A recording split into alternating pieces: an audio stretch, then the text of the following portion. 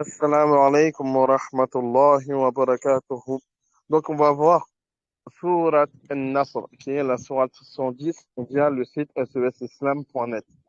Surat Al-Nasr, qui est traduit en français par le secours, ou bien elle est aussi connue par les savants comme étant aussi Surat des adieux. Pourquoi Surat des adieux? Parce que nous avons surtout un récit, une petite histoire. Et c'était lorsque le grand compagnon Omar ibn al-Khattab était en compagnie des compagnons assez âgés. Dans ce lieu, il a fait rentrer un jeune qui était Ibn Abbas, radiallahu anhuma. Il l'a fait rentrer et eux, ce qu'ils ont pu lui dire, pourquoi on fait rentrer un jeune alors que nous, on est vieux et en plus, on ne fait pas rentrer nos enfants? Pourquoi? Donc, après cela, Omar ibn al-Khattab a pu leur poser la question. Qu'est-ce que, à votre avis, veut dire cette sourate et sourate al-Nasr? Donc, elle leur a dit, on va lire la traduction. Lorsque vient le secours d'Allah ainsi que la victoire, et que tu vois les gens entrer en foule dans la religion d'Allah, alors, par la louange, célèbre la gloire de ton Seigneur et implore son pardon, car c'est lui le grand accueillant au repentir. Donc, euh, clairement, ils ont pu évoquer le sens apparent. En fait, ils ont dit que Allah nous demande de célébrer sa gloire quand on verra que les gens vont se convertir à l'islam. Et ça, c'est le sens apparent. Alhamdulillah.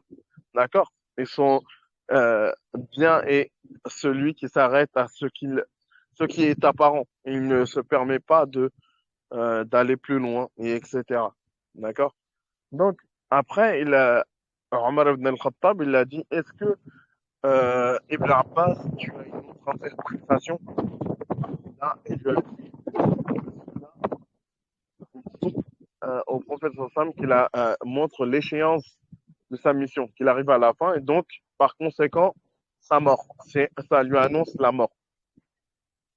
Et Omar ibn al-Khattab, après, a pu dire, c'est ce que je vois, moi aussi, je ne connais pas plus que cela. Et il y en a plusieurs récits que le professeur Sam a dit, c'est ça au fait. Ça lui annonce sa mort. Donc, voilà. إذا جاء نصر الله والفتح. Quand, le, quand on voit le secours d'Allah arriver.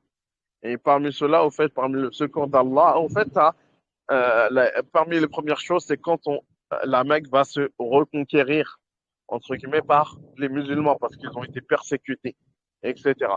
Et cette sourate, elle est médinoise car elle a été révélée après l'Hégire. Et attention, il ne faut pas se faire avoir.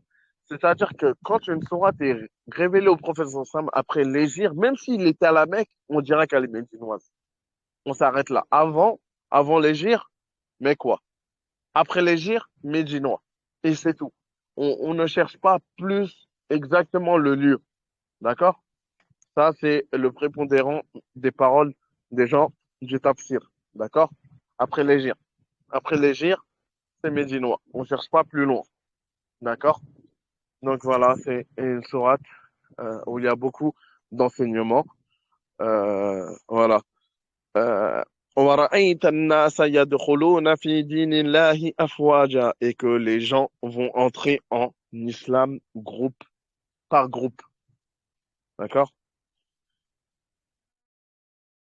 فَسَبِّحْ بِحَمْدِ رَبِّكَ وَاسْتَغْفِرْهُ إِنَّهُ كَانَ تَوَّابًا.